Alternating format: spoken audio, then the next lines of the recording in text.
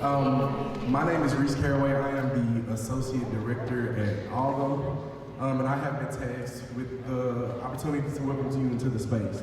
I'm sure I speak for our entire team at allgo that we are super honored and excited to have collaborated with the excellence and brilliance that is Torch Literary Arts to curate this space tonight. And we are so glad that you chose to spend you all's Friday evening with us. And so I would like to take another opportunity to welcome up my friend and our Executive Director at allgo, Marvin.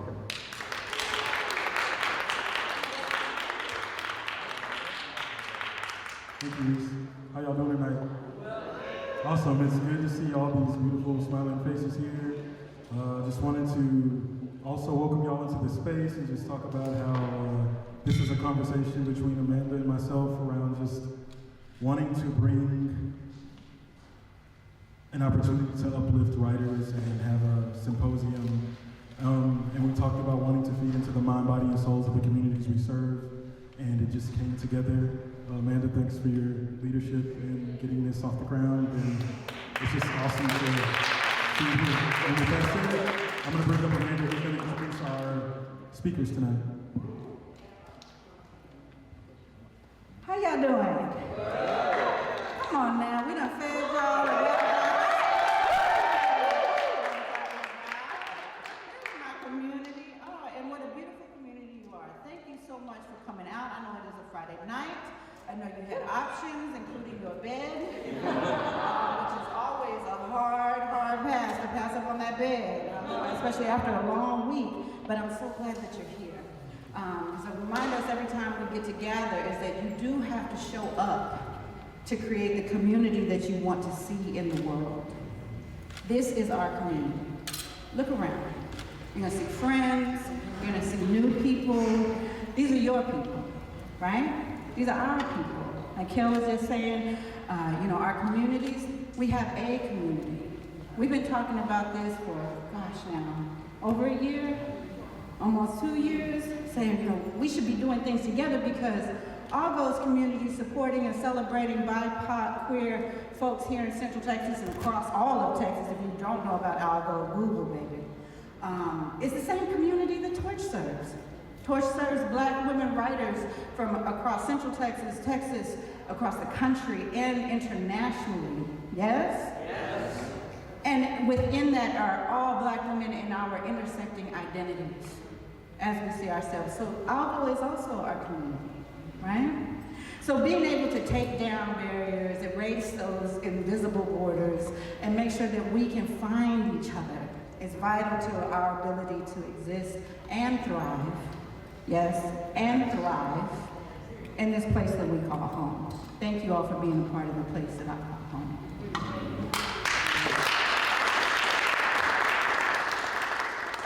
I do want to say some thank yous because I remain in an attitude of gratitude and we can't ever do this work alone. So I want to thank the Austin Cultural Arts Division for making this possible, the funders of both allgo and Torch with the incredible Drive grant that has been life-changing for both of our organizations. The Poetry Foundation, who's invested in the critical and necessary work that we do to amplify and support poets, and poetry specifically. Our host partner, the beautiful George Washington Carver Museum. Round of applause for the Carver. Has been here holding us down, celebrating us, and being our home away from home for years and years and years. And right now it's going through a beautiful renovation in the theater that they are expecting to be open in June, hopefully by Juneteenth. And we look forward to continuing to do amazing programs in partnership with the Carver. We appreciate your support and all the staff. Carver staff, please raise your hands. Thank you. Maintaining this space is not easy. They, with care and love, set up each one of these chairs, these microphones, these speakers. So thank you for your labor and love to make tonight possible. And thank you, Michelle's Catering. Supporting Black woman-owned businesses. How's the food? It's good, yes? I know if you're eating, it's good, right? Yes. Several of you you have already come up and asked, where can you get their information? You need a good caterer, they're right there. Please go and see Machine's Catering, get their information so that you can book them in the future. Yes, wave at the people. All right, and with that, we're gonna go ahead and get into tonight's event. This is the first event of many that Torch and Algo are planning to partner and deliver throughout this year. And this collaboration is called The Gathering. This is our intentional space that we are creating with love and care to gather us together. Yes? Yes? So this first one is very special. Thank you all for being here for this moment. With that, I'm gonna go ahead and introduce our incredible presenters. Samiya Bashir. Called is a poet, writer, librettist, performer, and multimedia poetry maker whose work, both solo and collaborative, has been widely published, performed, installed, printed, screened, experienced in Oxford, from Berlin to Düsseldorf, Amsterdam to Accra, Florence to Rome, and across the United States.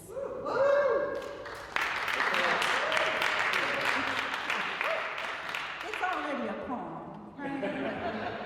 Sometimes she makes poems of dirt, sometimes zeros and ones, sometimes variously rendered text, sometimes light. Bashir is the author of 3 poetry collections, most recently Field Theories, winner of the 2018 Oregon Book Award, Stafford Hall Award for Poetry. Samiya's honors include the Rome Prize in Literature, the Pushcart Prize, Oregon's Arts and Culture Council Individual Artist Fellowship in Literature, and 2 Michigan's Hopwood Poetry Awards, among numerous other awards, grants, fellowships, and residencies.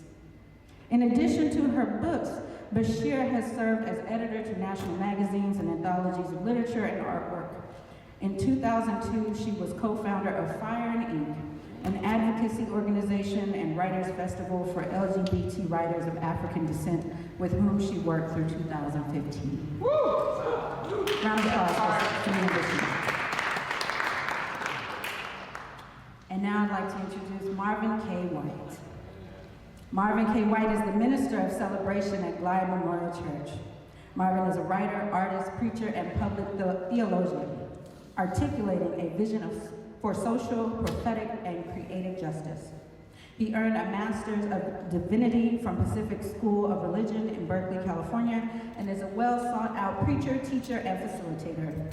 Marvin has contributed to local and national publications and is the author of 4 collections of poetry, Our Name Be Witness, Status, and the 2 Lambda Literary Award nominated collections, Last Nights and Nothing Ugly Fly. His poetry has been adapted for stage and screen, and he has performed original works at many theaters. Marvin also performed nationally and internationally as a former member of the acclaimed theater troupe, Pomo Afro Homos.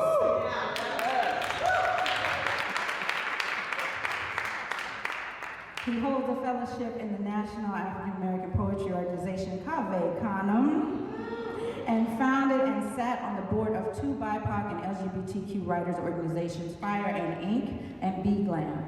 In 2019, Yerba Buena Center for the Arts named him as one of the YBCA's 100.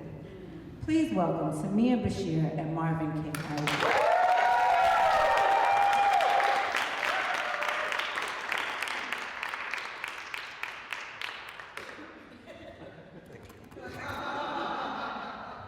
I didn't practice good enough.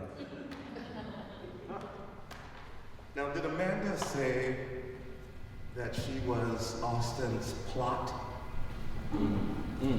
The poet laureate of Texas?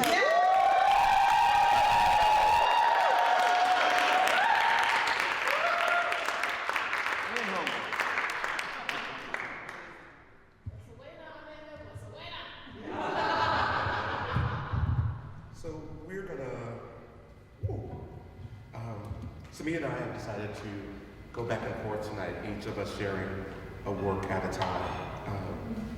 And I'm going to be reading from the 3 of the 4 collections of poems, and the oldest of which, Last Rites, turns 25 this year.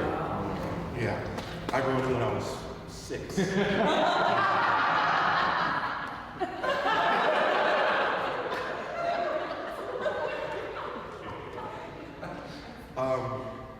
But like being a black gay preacher at a historic, one of the most historic churches in San Francisco, I cannot believe how much Austin and the people that I love here and poetry have prepared me for that. And it's what I do. I talk about, like, the theopoetics is what I preach. And it's theology, but it's where's the poetry in the Bible? And so I don't read it from story to, I read it from poem to poem, where the beautiful words are. And that's how I'll use the last of these $60,000 words. That's how I exegete the Bible. I'm still paying for that word. And all that to say is, like, there's a big ass cross, like, above our head, which is so much better than the cross sitting in front of you, because that makes you think that you're in conversation with it, but it's actually blocking your son usually, if you subscribe to all of that Christianity stuff that I get paid to talk about. I'm gonna just do an excerpt of a poem, of a sermon. In your mind or with your finger, draw a circle. Really, draw a circle with your finger. Let's call that circle love. Now place yourself in that circle and whisper, I love you. Notice how no matter where you are standing in that circle, love bounces off the walls and finds its way back to you because it has to. Now imagine you and someone else inside that circle that you have drawn in the air with your finger, same love, same circle. See yourself standing back to back with them in the circle. Imagine both of you saying, I love you, away from one another towards the love circumference. Notice how love is curvilinear. Notice how it bends over backwards to reach you no matter where you are in it. As long as you are in it, you are its intended. See, you have to see yourself in love. Look and marvel at love's capacity, its contraction and expansion. You have to know your love land, its boundaries, territory, its reach and its leaks. You have to know that when you place yourself, your potential or present life partner, your house, your block, your family, your neighborhood, your city, your state, and your country in that circle, then everybody and everything is in love with you. And no one can be in love with you and hate you at the same time. You see, love is aware, love is paying attention, love knows you, and the thing is, love knows. Love is not an abandoned child, love has not raised itself, love is not mad at you for balancing your books with your life. Love's promise is that you will never return to an empty house. Love is waiting for you to return. Love is not mad. Love appreciates that you're doing what is necessary to keep a roof over love's house. Love is in this with you. Love is a declaration, nobody alone ever, nobody without ever. Our love is not salaried. There are no withholdings, no tax, no loopholes, no exemptions, ever. Love means you get it all back because love returns. So today and tonight, beloved, let's draw a circle in the air and call it love. Now place all of us in that circle and whisper, I love you. Let us love everything about us, our hopes, our dreams, our aspirations, and notice how no matter where you are standing in that circle, love bounces off the walls and finds its way back to all of us because it has to. Amen. Amen.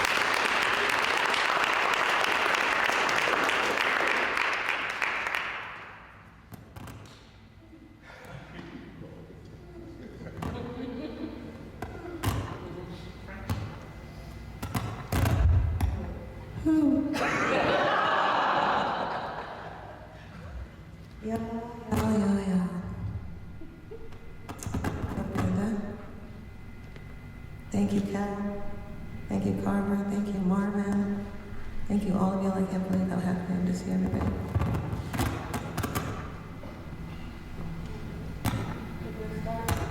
I got it. We're going to start at the beginning.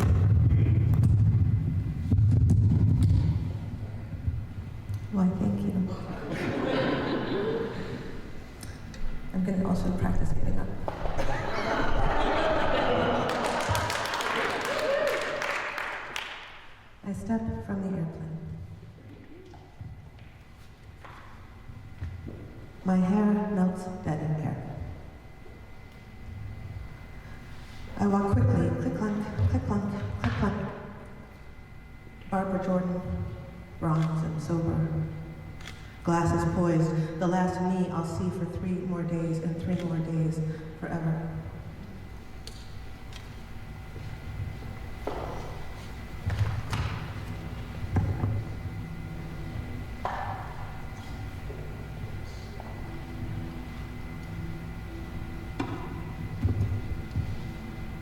I step from the airplane.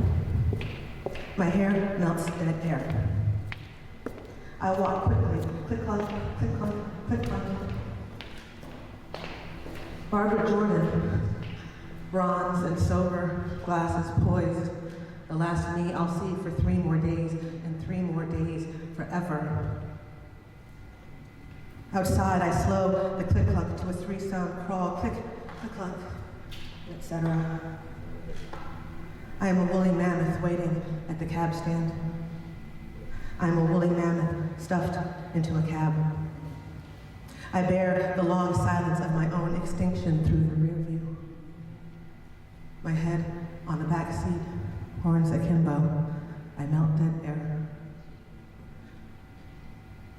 Blame humans for the loss of large mammals like myself, a new study suggests. I bear the long silence of my own extinction through the rear view. My head on the back seat, horns akimbo, I melt dead air. Blame humans for the loss of large mammals like myself, a new study suggests. My cousin tuk-tuks my husk to a dry diorama. The radio blares, the tide is high. The radio sings, I'm gonna be your number 1.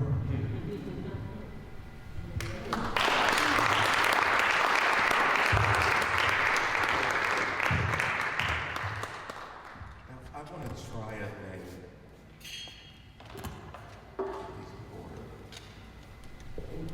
So there's this idea of bibliomancy, and that's divination by book. And as opposed to creating a set list, I would love for you to get a question, a thought in mind, a query, and then I would love to read a poem to that thing and that thought. But that will require you to get a number in mind, and I'll turn to that page in the book and read to that thing that's on your mind. So who want to put a number out? 7. 7? And 1, 2, or 3? 3. Okay. We're gonna keep it biblical.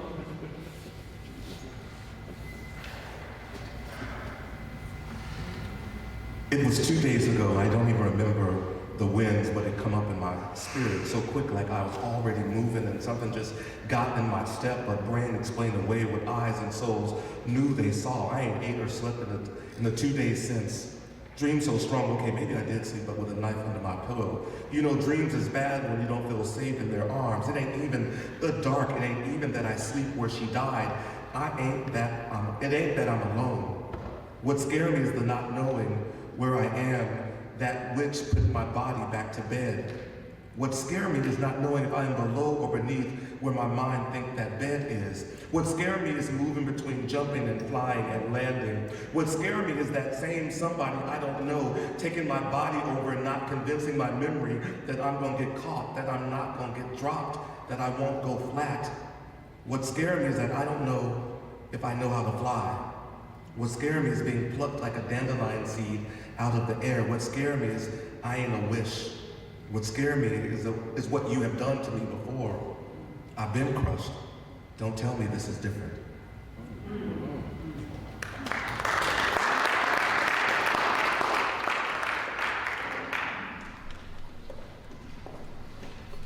So I'm gonna do, too. I'm reading from Field Theories, which Susan is being kind enough to sell over there, which is the most recent book, but I'm also going to read from the new book that is coming out next spring.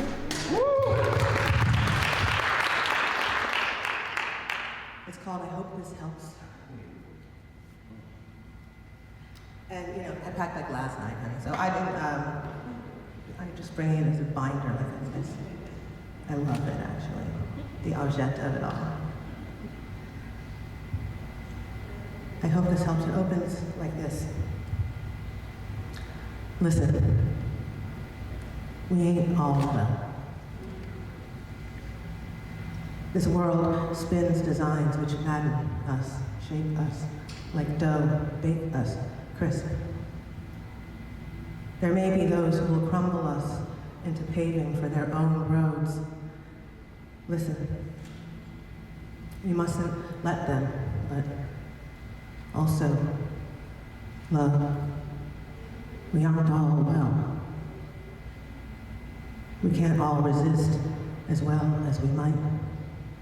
We can't all fight enough or at all, and I can't say how we heal. I wish I could. I would. I'll try.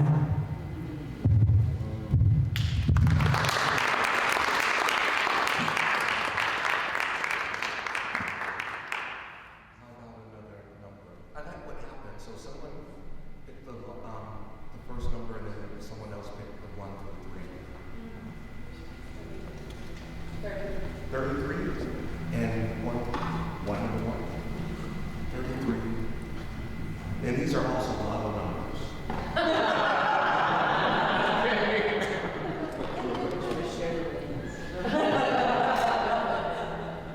Concentricity. You came back from nowhere. Forgotten song words, unremembered prayer answered, largest portion of my wishbone, dandelion seed stuck to my hair, shooting star, a taste for something as sweet as I remember.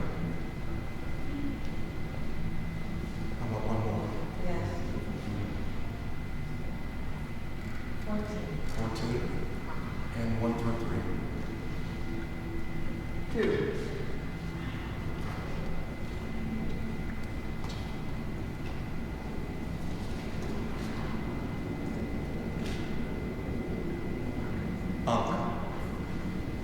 You were my father's promise unbroken, my aunt's husband, a sailor, fisherman, my lane in lap dream, my pat on my shoulder possibility. You were always close enough, football practice and driving lesson distance, my have you seen my daddy answer. Children, you had 2 of your own with rumors and then proof of more. Your temporary agency, a welcome visitor. You were never this rickety. Nothing ever cracked your ship's hull like the crack that sinks your green eyes now, and skinny, you skinny, and tired, worn, much more than ready to drown, dead. How do I call you back, hook baiter, roughhouser? Where is the seat I called shotgun in the van whose engine you rebuilt? What do I call you now, dressed and waiting, unwishing him father, just to dream you?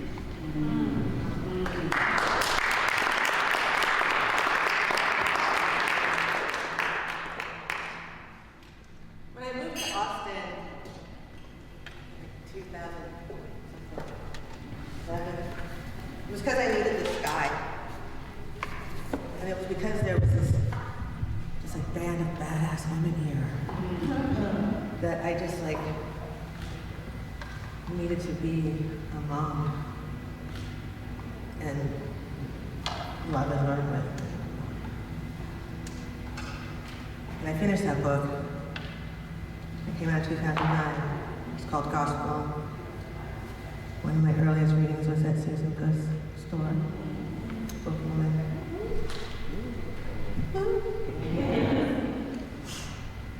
And this poem I'm going to read you for some reason reminds me of that one. Okay. Yeah, I'm enjoying standing watching. Okay, stand and watch me, honey.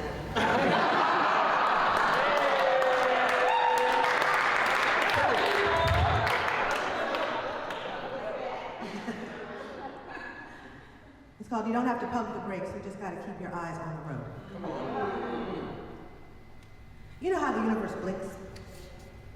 And we exist for a minute or two with our classic hit stations and our marshmallows, our wars and flags and television and shit. Coke bottles flying from the sky to an old man's village, and the white people just laugh and line up to pay and laugh and get paid and laugh. That's what they made. He'll clean it up. This is the world, spinning its circle in the vast dark, and this is us arguing the same shit on a new machine. Faster. The world stays unstable anyway. We work all day to excess, and for what? What will we make of it? Try to recall the red crest of a robin's breast in springtime. Springtime. When we fight our machines with our machines through our machines. It's the thought that hurts. When we stand one hand airborne, one finger on play. When we pump the volume up against the goddamn bird song. Anyway. She even got a breast reduction, my friend said. That's how stupid she is, my friend said. An anthropocene of wannabe hip cats wanting to be, but this is the world spinning in the vast dark, not one any of the million spots we see in the night sky, but the one we can't. Rushing to the serenity shop, and fighting, and hiding, and crying, and eating in our cars with our volume pumped against the bird song. We are animals. We need orgasm regularly. Now, even that lies just out of reach, hostage to the ding of our nearby cells, a poke, a text, a like, a love, a comment. Well done.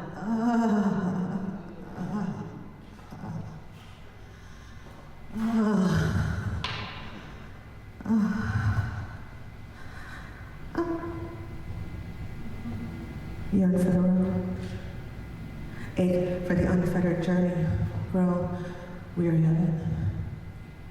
Namaste, the map says.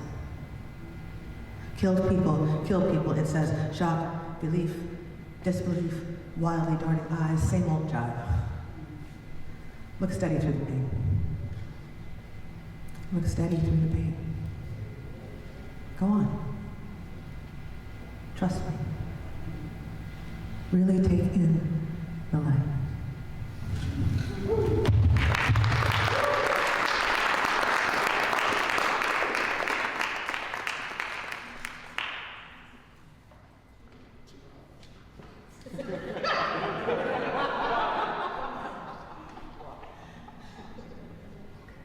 So is this two more apples, or is this more than two?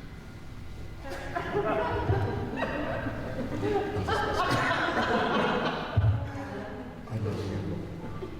Oh my God, my dog also. So I want to keep doing this because poetry for me and the sermonics for me is all about being of service and inviting everybody to not just think of their work as their work, but of being a practitioner of something. And you chose your job, you know, and it probably is connected to who you are in a way that you might not be ready to admit to. And so you are a practitioner. I want you to understand that. And so you can really get all the power out of this time you're spending at this job and at that place. And the other thing, you know, one of the reasons that I write is that I want to use it all up. I want to use this flesh up. I want to use these words up.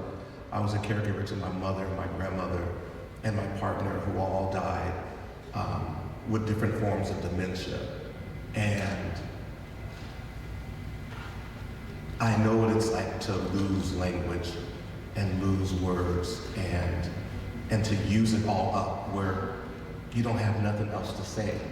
And I know that's sad for Alzheimer's, but there's something about having said it all where you can just shut up and just live in that quiet. So That's how I come to be of service.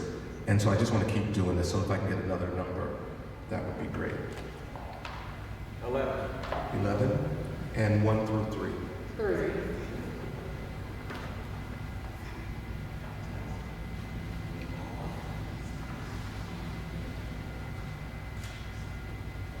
On some mornings, biscuits popped out of the blue cans and eggs were cracked, scrambled and fried. Barely recognizable bacon greased our plates. The 2 browns of syrup and fat made us all sop happy. On some mornings, rituals were everything. How about one more? 20 and 1 through 3. 2.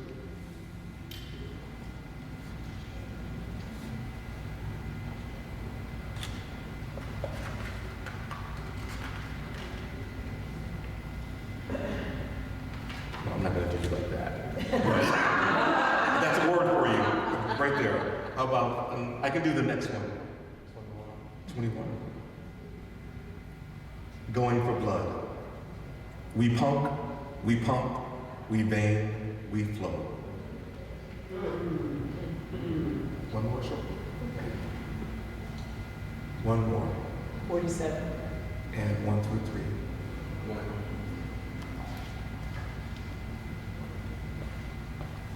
What you mix with.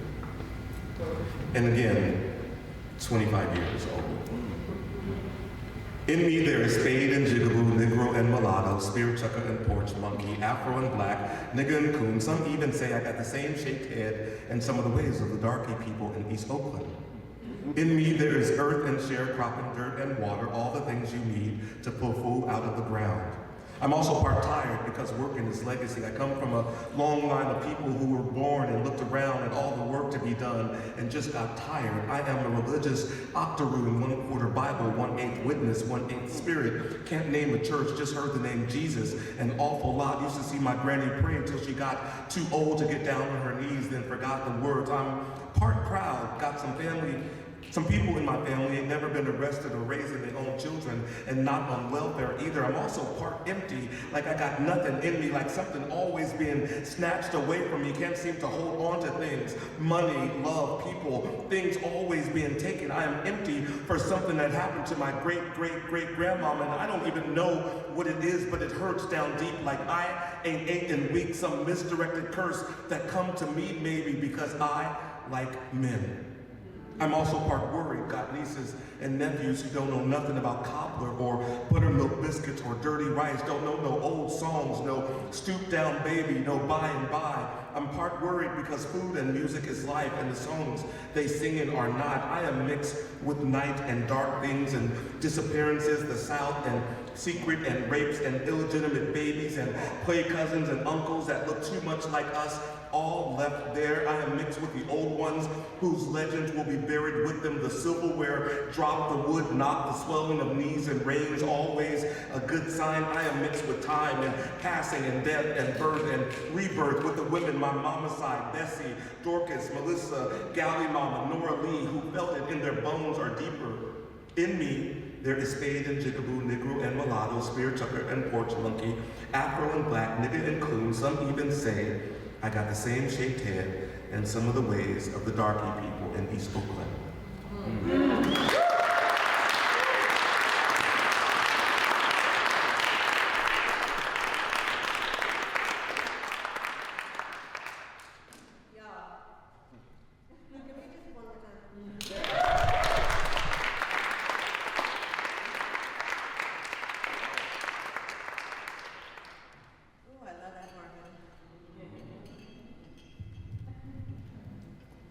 You know, I've had the absolute privilege of knowing Marvin K for a long time. In the way that, but I say that because can you imagine the privilege of that? You know, of getting to come up in the world, knowing the possibility of you, which helps me know the possibility of me.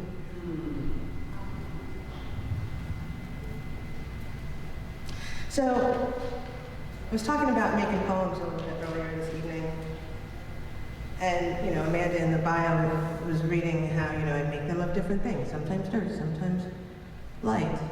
And the poem I'm going to read you is something that lives in a lot of ways. This is a poem that had to be made in order to create the libretto for a choral and orchestra piece that was written for the Washington Chorus. It was supposed to be opening at the Kennedy Center for the fall of 2020 to celebrate their first Black artistic director. And so it's actually never been performed. It's a 13, 14, 15-minute piece with a full for hundreds of people. And what we did in 21 was we made just a piano excerpt, 6-minute video virtual performance with hundreds of singers from in these little boxes and across the screen, and I'll show it to you sometime. It's beautiful. But none of that could have happened if it had to live first in this poem and then be broken apart into something else. It's called Here's the Thing. Here's the thing. Things fall apart. I am sort of sleeping, then I am on fire, undone, burned. Stripped of skin, I feel so raw these days. Flattened, numb. Rats thrive in sewers, so maybe I'm thriving. It may seem simple enough, but my dreams don't say so. This, I think I know. No one notices me. Lost, alone, blind as a sewer rat, 6 feet back. Gelatinous, raw as a baby rat, shook, underdone, too full rat, still hungry, rich rat, swimming sewage, breadline rat, baker rat, transformed, stuck in a well, thriving, burned into brick road, milepost, sign. Triumphant! I scream, but words burn like sky fire. Clammy, street rat, fell in a hole, stuck in a well. I rattle the cages of our children. Everywhere else is empty. I'm fluent in fire, fluent in indigo miseries. I'm fluent in the absences of heat. A rat on the street. Sudden and melt. I am fluent in how time presses a body. Here's the thing I'm not supposed to say. I saw others skulk the dark like me. Simple enough. I skulk away a little more each day. Maybe there's intelligent life, but I'm not it. How will we survive this having a body? Trying to be intelligent life, fireball struck and stuck. I study the crows who know this. Having a body to fly. Almost a dream. A sign you're not supposed to notice, a path. Who can I be? Blame the apocalypse. It's melt, it's bends, it never ends. Thing is, things fall apart. I'm not saying I'm a prophet, but I know the meaning of a moment like ours. Burning. I'm almost sure I'm here. Transformed, torn apart, average, boring, humdrum. No sound stays innocent. Numb. Every day, the end of the world is now again normal. I burn and remember having a body, how it feels. Cold. If I hold no beauty in this slapdash world, then tuck me away from the heat of the day. Alone. I burn. Blame the humdrum numbness of the end of the world. I listen for the wind. Intelligent life. Where is it? No sound and innocent means. Root, way. I am not saying I'm a prophet, but I always travel slightly singed. Pressed by time. 6 feet back, I find the me who's tall as a gum tree. The me with copper hair, causeway me, opening, expanse. Eyes open, heart full of doubt. I strike my fireballs and burn, sort of dreaming, now volcano, now old oil-slicked river, stripped of skin, fluent in the press of time, body clammed, voice raw and syrup-stripped, eyes open, sewer rat, thriving. No sound, stays innocent. Rats. Footpath. Corridor. Clearing. And yes, the bushes burn like sky fire, and I decide to survive. Claim every sunrise, I am dark as earth. Now I am me with the bright yellow hair. Me with the normal girth. Wait, normal, do I know that word? Did I ever? Is it normal to hang from a tree? Is normal an ability to breathe? Are normal these panic attacks? Does normal stand whole bodies back, tucked away from the heat of the day, listen to how to survive this body? Face twisted, slightly singed, fueled by my own crisp flames, condemned. I know the meaning of a moment, but here's the thing. Am I intelligent life?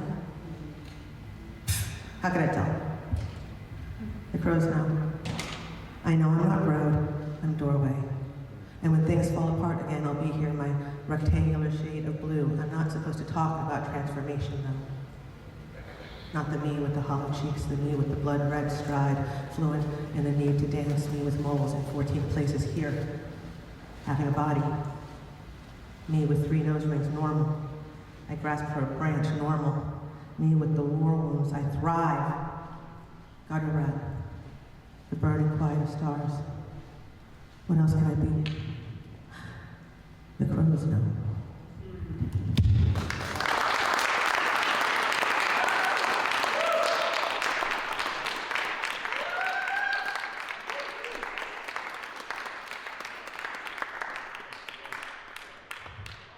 Give it up for Marvin K. White and Samiya Bashir.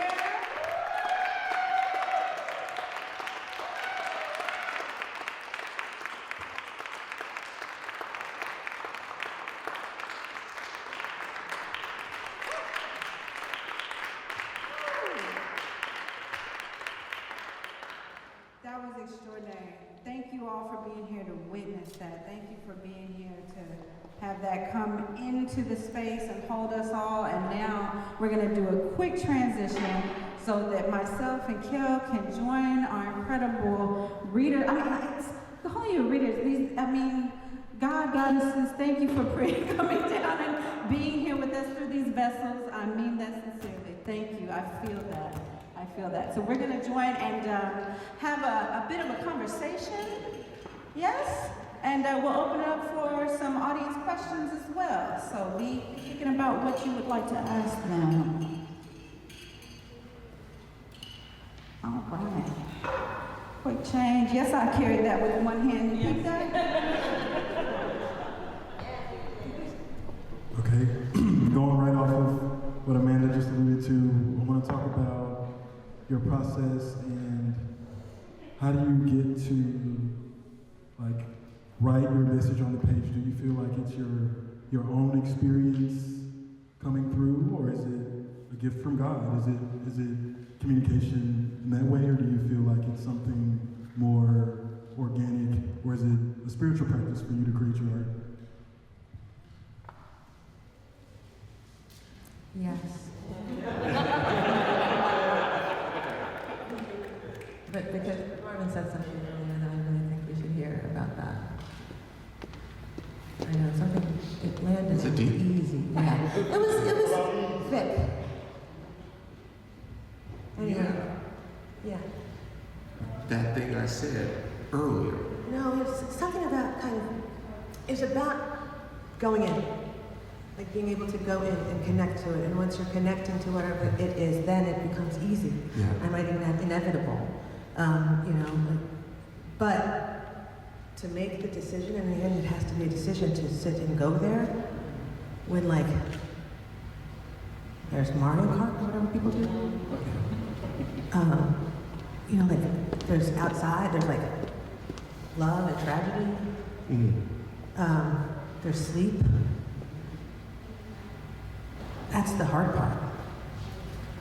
But if you can get to the end, Yeah, then you're in. I think that's right. I think the scariest part is surrendering and understanding that we're all prophets.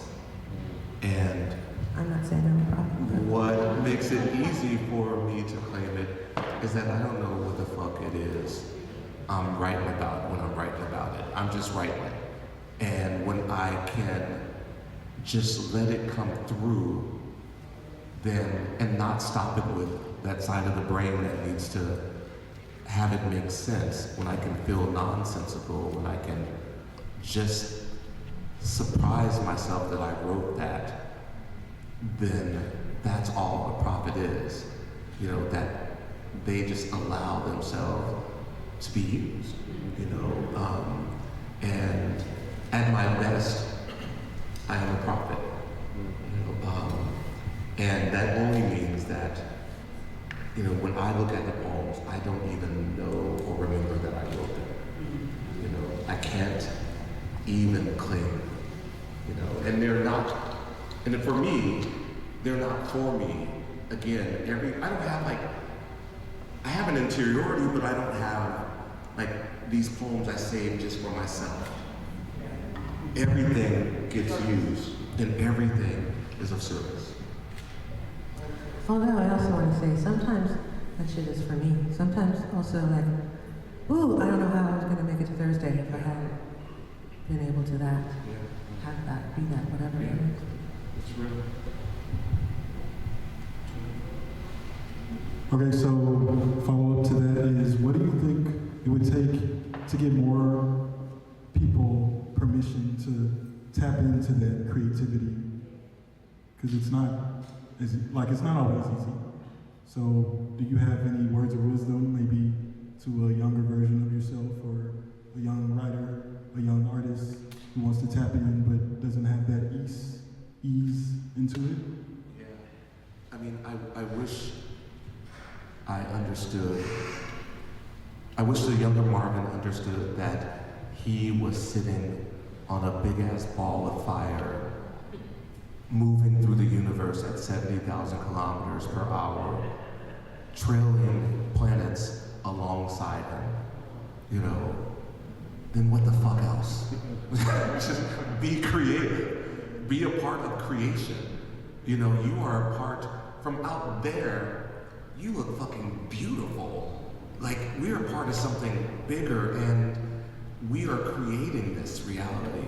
And if I had known that I had a hand in creating this, I think that's what everyone needs to know. You can say that it's being done to you, but learning that you have a hand in it is so important to being a creative. And, you know, it's not about poetry, it's about poetics.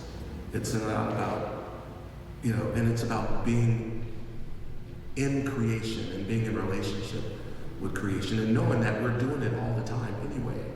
You know, I don't care if you're writing a check, you know, or signing a contract, you write, you know, and it's easy to not measure that as creative. But you signing your life away, that's a creative act. You know, you're committing to something for a couple years of car payments. Like, that's an act, you know, that you are committing to. So, all that to say, even then, I don't know what I was talking about. So, but yeah, I think it's knowing that we are a part of creation is huge. I don't know how I feel about utility, but I believe in service. And I really think even of creation as a kind of service. And we're engaged in that every day, all the way. Like, it's such a funny, I was like, we're walking somewhere in the streets where people are doing everything, and I'm just like, can you even conceive of how many people's photographs are in? Like, all over the planet. Like, in these little pixels in their life somehow. And Yeah, I was in Central Park and this woman rode by one of those little scooters, but honey, let me tell you, sister was dressed. Dressed. She looks, and she's like so cool on that thing, and I just yell, thank you! Because it's just a generosity, you know? It's just like, you know, being, you're there. So what are you gonna bring? Samiya is a philanthropist because she gives. And that's why I invite you all to be philanthropists. You know, just, I give. That's what I do. Service. You're of service, you serve. Period. I love y'all so much. But what you're seeing right now is joy. Like joy in practice, joy in, you know, ministry, what your personal constitution is, what your personal values and beliefs are. Still, joy is the outward expression of all of that. And it is speaking clearly, look at the smiles on the right, it is speaking clearly to the other people on the other side to receive it. So one question I had, they are also like incredible movement makers, and y'all, you know, this is aptly titled The Gathering. They gather people together like at Fire and Ink. And I want to put some respect on Fire and Ink. I had the privilege to attend Fire and Ink when it was here in Austin, and left changed. You know, just surrounded in love with my people, feeling full of myself. But Fire and Ink was a gift of joy that you gave to BIPOC queer peoples, right? Black-led organization, making this space for people to gather. And it is almost 25 years since Fire and Ink was founded. Raise your hand if you attended Fire and Ink. Yes, so you know. So I'm preaching to the choir right now. But that gift of joy and serving, words of being in service, you know, and you know, making those spaces. I would love to hear from you, not just as artists, or rather the artistry of that. Creating a space to be of service through your art to other artists. Can you speak to the importance of that, specifically Fire and Ink, starting that through love and friendship and joy? I'd love to hear your comments. I wasn't a founder, was I? I came in. Yeah, but almost. Okay, it was the 90s. The late 1900s. But there were two experiences that I had. At 21, I lived in New York for 2 years, and I met a group of Black gay men who had a writing workshop every week called Other Countries. Yeah, true. And I found tribe, you know, and I got my marching orders. The title poem in the first book, Last Rites, came from our dearly departed literary ancestor, Soto Saint, who published that poem in a book called The Road Before Us, 100 Black Gay Poets. And I'm going to connect this to Fire and Ink because what Soto did, there was not 100 Black gay poets, but I believe that he wanted to name 100 because maybe 25 of us will make it. I think they saw what was coming, you know, and I think he was hedging a bet that some of us would survive to tell the story, you know, but that spark point, that gathering, that getting poured into by this generation of men who were passing, Soto, St. Donald Woods, you know, Rory Buchanan, you know, Bird Michael Hunter, like all of these people, in so many ways told us, because of that gathering called Other Countries, that we need to go out and tell these stories and don't let them die. I feel like Fire and Ink was the same thing, you know, a recognition that no matter what form you write in, that you are a Black writer, And that's not the limitation, that's the gift. You know, that's the place that you can launch from. That is, there's no exhausting blackness, so, you know, you now go out and do the work. But it took us coming together and for folks to see reflections of themselves to feel secure that they are doing what they're supposed to be doing. So that's what Fire Name did to me, is to see the diversity of writing experiences and to know that I fit in somewhere along that, you know, that line was life-changing. It was exactly that, you know, and it was the first time, you know, like we'd never done anything like that before. Had hundreds of Black queer writers in one space actually seeing each other. Many people who like had not seen another one of us before. Yeah. You know, we came from everywhere, all over, and I hope you all look out for the June issue of Poetry Magazine and putting together a folio of Fire and Ink poets. So people who have attended or were found, whatever, from the very first one in 2002 all the way through 2015. And it's interesting because it includes, you know, the people who are, you know, the most famous writers of our time, and people who haven't written since then, and are like, oh, thank you for asking me. Let me work on this thing, and they sent me something beautiful, you know, because it's this kind of community thing again. And then there was, of course, all the people who aren't here anymore. You know, we were talking about Camila Shimon, we were talking about Venus Thrash, we were talking about, and like I couldn't call them and ask them for a moment. You know, but so many I could, and it was really beautiful. I mean, I think that like doing that was beyond transformational. And please know, like we did that, it was another time, you know. We were an organization, but like we didn't have funding at all. Like we did this with spit and glue and overmaxed credit cards and 3 jobs, you know, and service. And it was worth everything. Okay. So y'all have, you know, touched on points of how critical it is to have control over our narratives with Fire and other ways, but can you speak to how the importance of queer, Black, and brown folk, how it's intensified the need to take control of our narratives, or do you have a perspective? Do you think it's waned, or do you think the importance of that has intensified?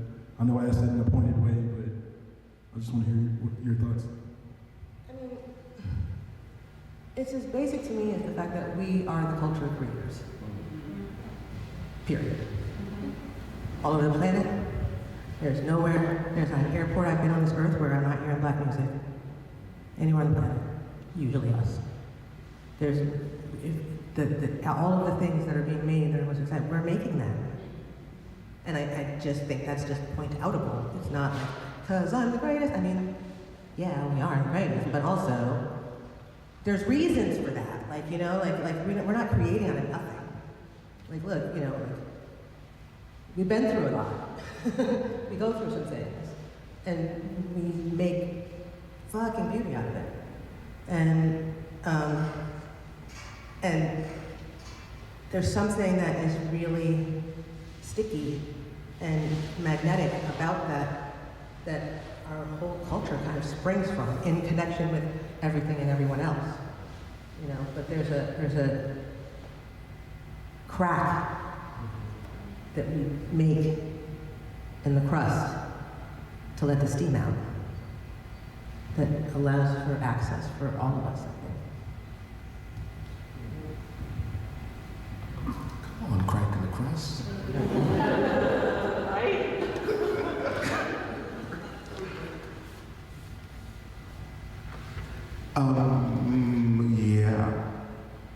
I think how lucky we are, not lucky, because this is design that we are here in 2024 at this intersection of technology, of geopolitical, social upheaval. Like this is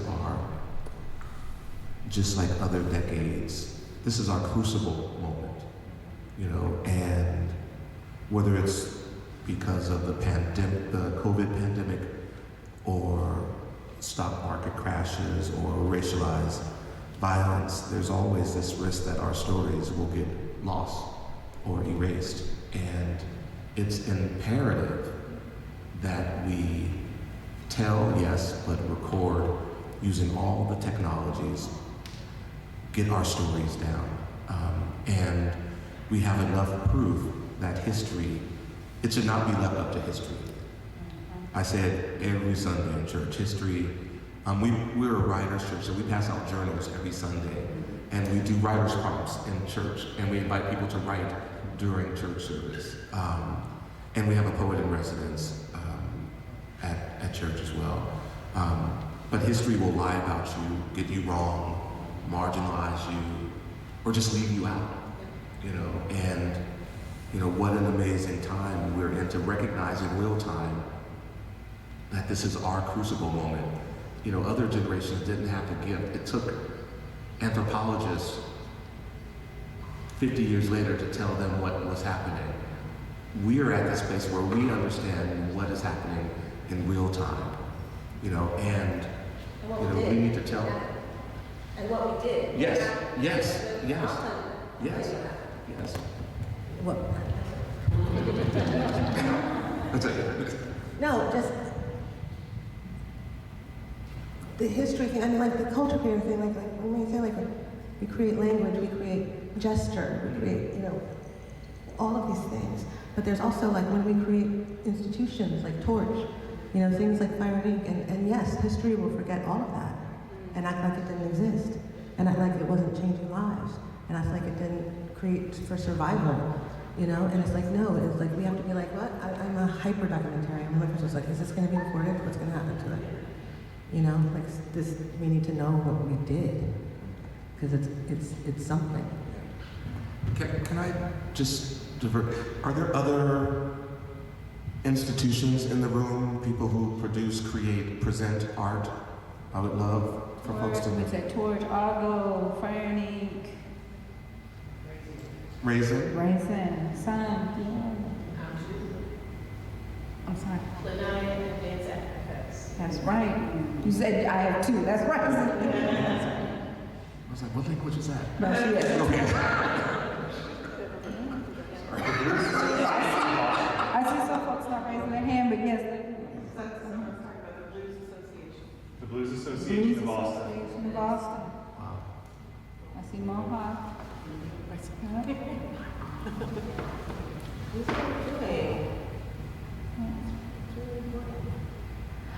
I have one more question, and then we'll open it up for some audience questions.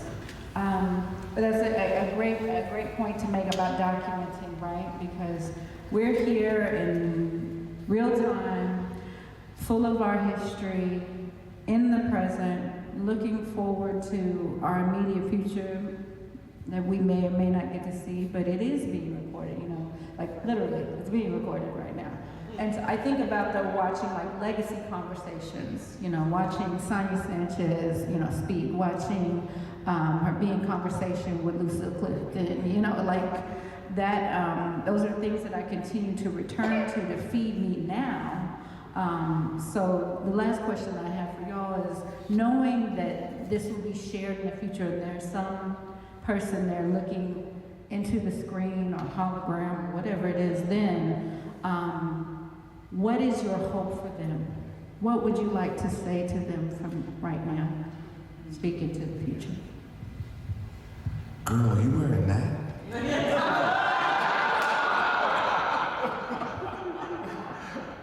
Your skin looks nice.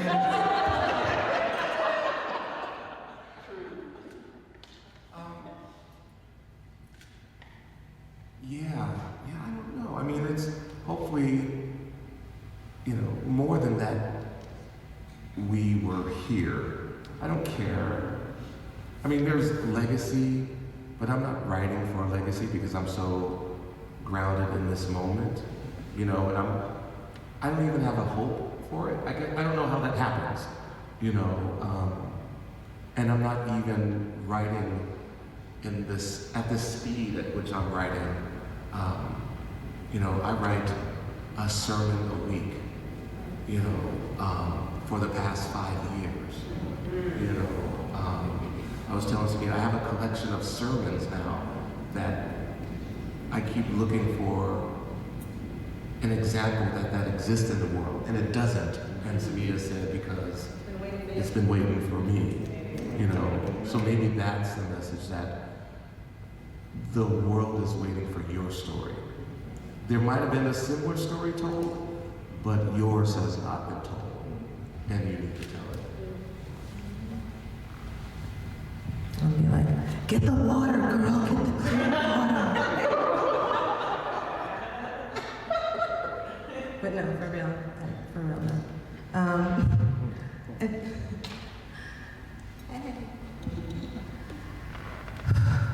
I mean, I think back upon, like, I'm the oldest child of the oldest child, right? Like, and I'm a nosy mother, you know, so like, I've always, since I was this high, been around grown-ups. Probably under the table, and they didn't know I was there listening to everything they said. You know,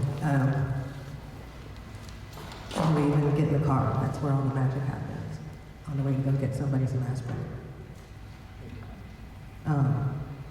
And that's, I don't think that's a thing that's ever gonna change, and I think what I hope is that we don't all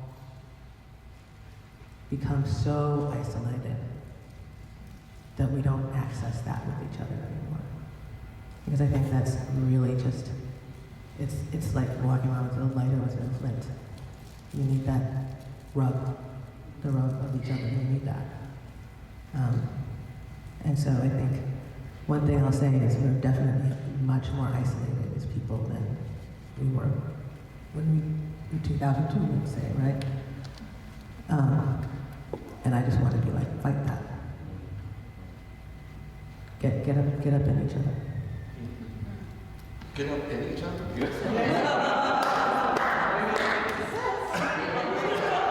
Okay, do we have any questions from the audience? Awesome.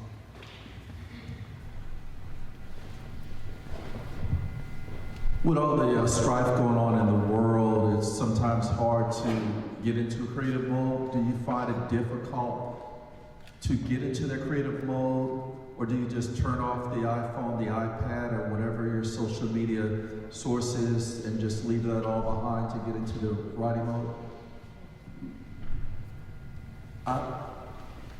I'm an urban writer that, like, my sleep, what is it called, those sound machines? Those, like, is the sound of a snore. Like, I need noise. And for me, my practice is hearing the voice through the noise. So whether, I don't need to turn off, for me, like the social media, I need my antenna to be buzzing, you know, and I'm training myself to hear the cry, the joy, the music, you know, the whisper through all of the noise. I wish I was that one who could go retreat and write in the quiet. I'm not kidding. But yeah, so for me, that's a part of my practice, because then it allows me not to wait till it's quiet. I mean, kind of thinking of what I'm saying, which is like, why not both? Yeah. I'm really both. Like I like for some of my favorite place to write kind of thing is like a busy bar somewhere where, like, you know, there's waiters walking around and everybody's doing and talking and shooting pool, but I'm by myself in a booth. Nobody has, like, there's a million things happening and none of them are about me. So I can actually focus and concentrate on this. Nobody's talking to me, but they're talking. You know, I can hear but at the same time, like, when I say I moved to Austin because I needed the sky, like, I was living on the second floor of maybe an 8-story, 5-story building, and, like, can you imagine all the people and their ancestors screaming all the time? I was like, I need to get away. I could be in Austin in a little tiny house and there's nobody above me, but 1,000 miles of sky. Whew, now I can listen. in a really different way. So, both. And I think there's a difference. There's both, quiet and stillness. Yeah. Like, you don't need quiet to be still, you know, but it's also about knowing, like, how to get to stillness and everything. Exactly.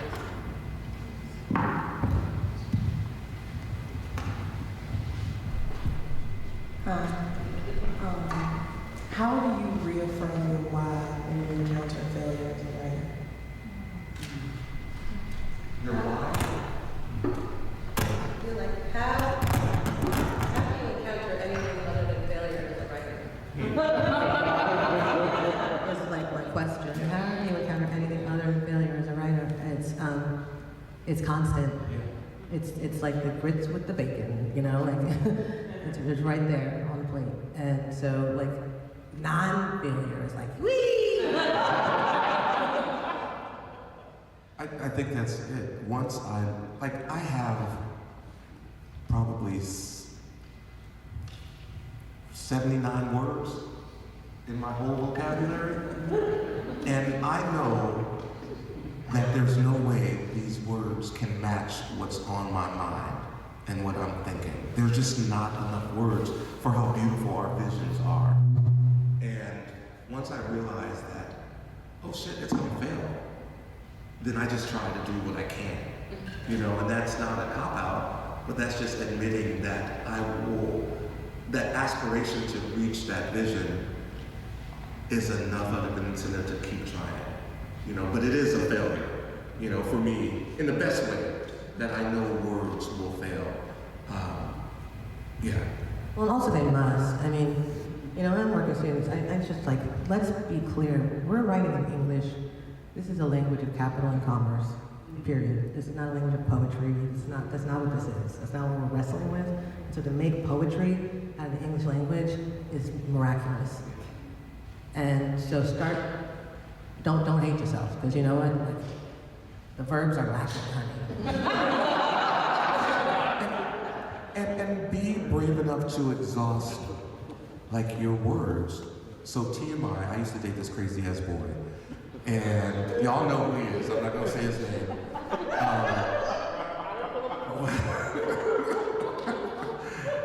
Oh, he's not on any of my social. Today.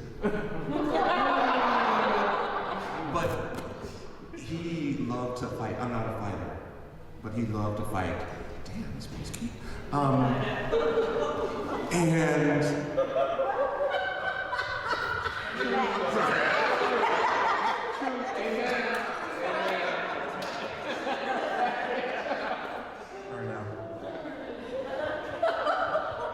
all right now. You hear that train come through? That's all I got. I think we have time for one more question. Yes.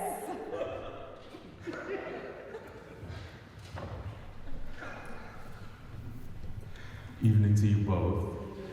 Thank you for the philanthropy of this laughter, this abundance of laughter and brilliance, Black queer brilliance that makes you laugh, that is able to be so dynamic in thought, but also in word. Thank you for that. Marvin began to talk a little bit about this and name some names, thinking about, even though not being invested in legacy in the way that some places are invested in legacy, but thinking about those who came before us and those who are coming after us. Black poetry, Black queer poetry and poetics have been so fundamental to thinking about Black queer life, to imagining this thing called Black queer studies, to imagining this thing called Black queer life, that poets and poetry have been our heroes, our sheroes, our transformative champions in terms of how we imagine what this world can be. And I'm just curious about folks like Soto or Carla Robinson or the poets who inspire you, or the ancestor poets and poetesses who walk with you, but then also the reflections of those poets who you see as maybe your poet children, your poet can your poet nieces and nephews and non-binary babies, nibblings. So just thinking about that connection. Who are the poets who you go to, who whisper to you maybe at night from the other side, and who are the poets who may call you and say, Marvin, can I steal your boots? Samiya, can I get them bracelets? I need to do a poetry reading. Can you help me with my verbs in this capitalist language?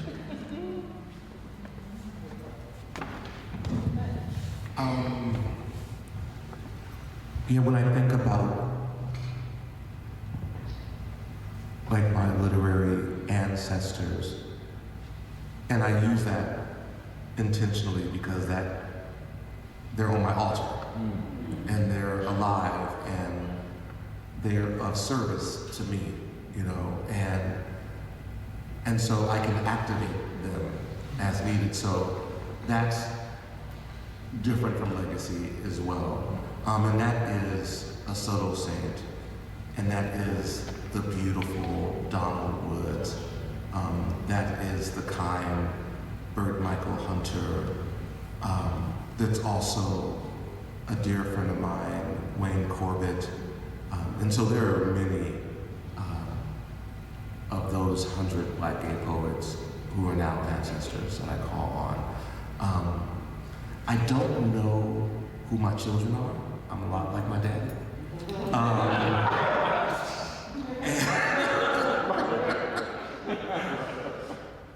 And I need for them to say, I'm your child. I'm your child. That's my child. That's my child. And you owe a child support. It's true. It's true. I've been absent. But yeah, I think it's important because I went looking for my literary fathers and mothers. And there's something about that quest energy, like there's something out there, there's somebody out there, and that's too much information. But that's also how I love. You know, you tell me I love you, then I love you. You tell me you're mine, then you're mine. You know, I don't have a choice in it. And so when I say who my literary children are, I'm waiting. I'm at 57, I'm finally still, right? At 30, 40, 20, 30, 40, I was all over the place. Where are you performing this week? What are you doing now? Where are you gonna be?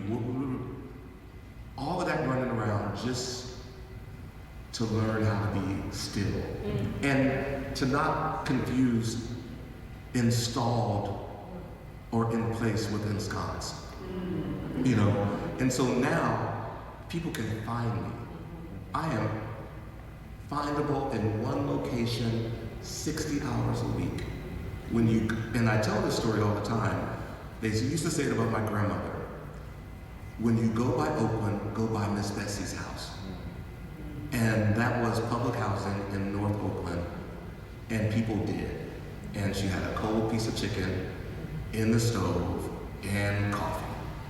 And they came all the time. They came looking for her. And I love being installed and in place for that reason, so the kids could find me. There's something about being that island of safety too.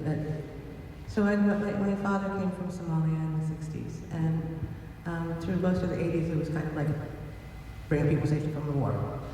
There was a room in the basement. There was a room in the basement, and you know who's going to be there this week, this month, whatever. Somebody's coming and staying there. We'll help them find out how do you get a job, how do you get to school, how do you get to the system we do.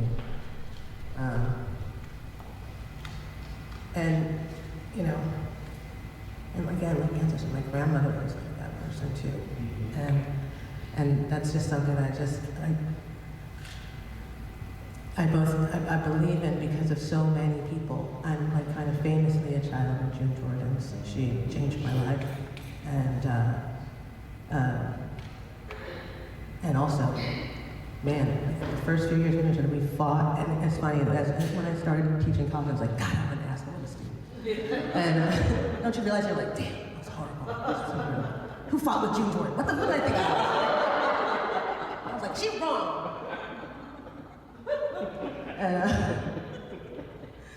But you know, I feel like I'm exactly at this particular, like I'm not still yet.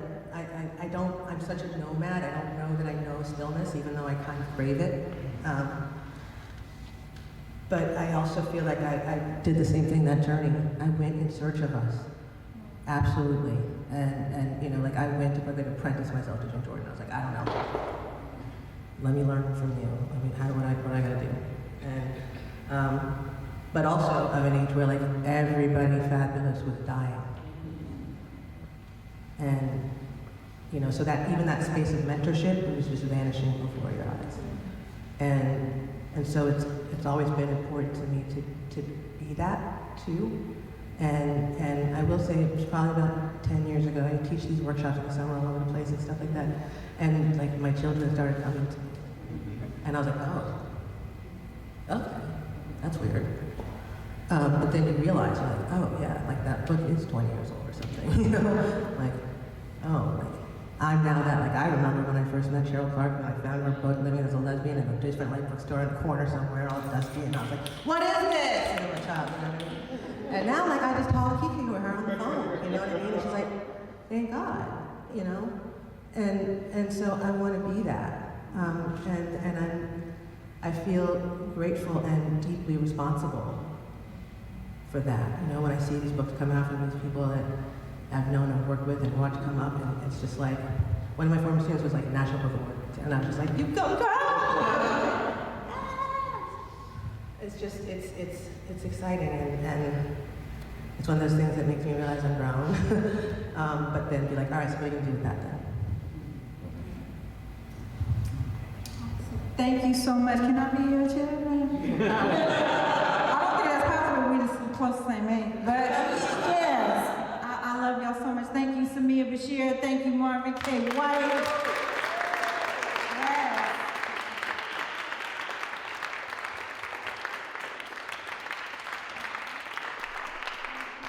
Thank you all for coming. Thank you, Kel and allgo. Thank you, George Washington Carver. Thank you, Tori.